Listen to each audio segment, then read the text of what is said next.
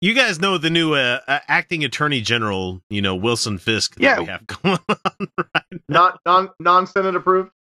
No. Hey, it's amazing. Not isn't approved by anything. It turns out that we really need to have all sorts of fucking legislation against the fucking president and the executive branch because they've got too much goddamn power. Hey, how about that? So what we're talking about is Matthew Whitaker, who we're talking about this only because you only scratch the surface of Matthew Whitaker just a little bit. Like if you get a whole bunch of shit underneath your fingernail. Oh, there's so much. He's so fucking dirty. So he is involved with a company called World Patent Marketing. I love this. Why did we ever talk about this story? Yes. It's a good story. I had to bring this up because it's just, I don't know about you guys, but I've never had a problem with any of my nether regions coming into contact with the water in the basin that's happening in the toilet there. Is that really a problem for anybody? If it is, they need to fucking adjust the floater in their toilet. That's about all I can say is that you can adjust that. Yeah. So Matthew Whitaker isn't just a certified Trump sycophant willing to spike the Mueller probe, according to this article from LGBTQ Nation. The former U.S. attorney led a witch hunt against a gay Iowa legislator based on a flimsy evidence and Whitaker's bias against LGBTQ people. That's a great person to have as your fucking attorney general. Yeah.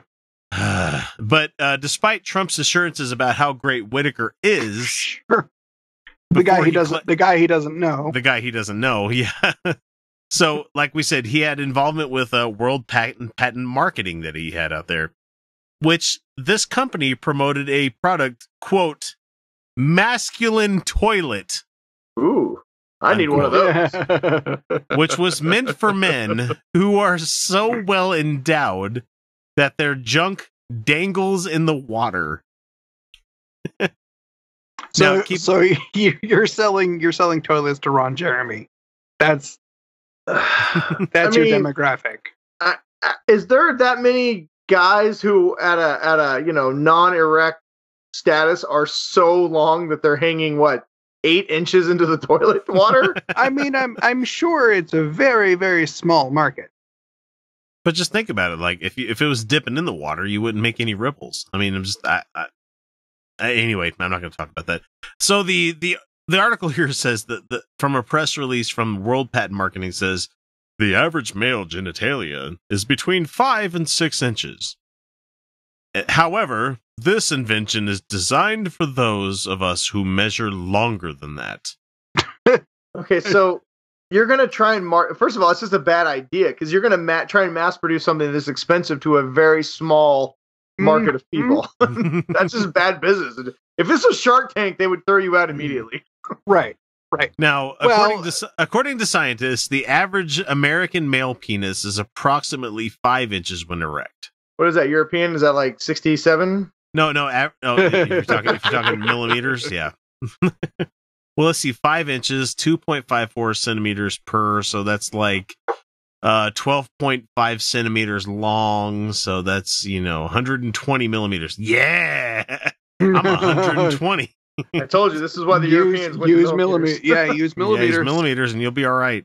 But it also says that the scientists also say that flaccid penises are average around 3.5 inches, according to scientists. That's what I'm saying, right? We're not talking about fully erect penises sitting on the toilet trying to pee. I mean, this is right. How many flaccid penises are? I mean, what's the water? What is that? It's got to be 7-8 inches down.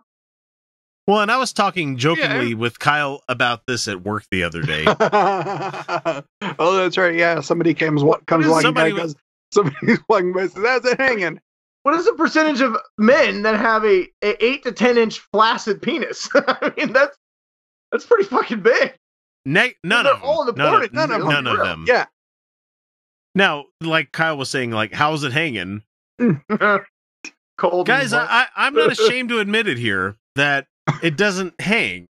What was great is we're both sitting there and we both pretty much at the same time go, "It's supposed to hang." Oh my God. When you're an overweight gentleman, it just kind of is there. Don't you judge me. I hold up my gut, maybe it'll hang somewhere, but I don't know. It gets the job done. I'm happily married. Hey, I've got 3 kids to fucking come out of it, so all right then. Kids, it works. So in this same press release, the firm announced the appointment of Matthew G. Whitaker, former Iowa U.S. attorney, and the Republican candidate for the United States Senate to the company's advisory board. He lost that Senate bid hard. He got 7%. Oh, he did. Yeah. Now, World Patent Marketing also bilked would-be inventors out of large fees to help them patent and promote their podcasts. And if you've been at the gym anytime in like the late afternoon or, you know, in the evening kind of thing, you've seen these infomercials where it's like, if you have a patent you want to have, come contact us and we'll have, Speaking of Jim, just this guy, have you ever seen in his Instagram account? No. Do yourself a favor. Go to his Instagram. It's literally all nothing but him like doing power cleans and like flexing and shit. It is ridiculous. If you want to know what kind of guy Trump wants to appoint as our attorney, you know, you think attorney general, you think smart, you think with books, you think an educated somebody with a clean record. You know? Oh no, this guy's like bench press. Someone who's not under investigation by the FBI. By the FBI. Yeah. That'd be a good start. Let's be honest, Trump would never nominate somebody who wasn't under investigation by the FBI. Well, he does have a perfect batting average for that, doesn't he? I feel like he went in and said, "Give me a list of everyone being indicted by the FBI. I need to nominate. I need to work for them." So the company has been shut down, and the federal government has fined them $26 million. And so it's interesting to me that we have this stuff out here where it says, as a former U.S. attorney, I would only align myself with a first-class organization, he said before the company was shut down. World Patent Marketing goes beyond making statements about doing business ethically and translates those words into action. In making a 12-inch deep fucking bowl toilet seat where... But okay, so before this got shut down, people were trying to sue him because they were stealing their patents and money, right?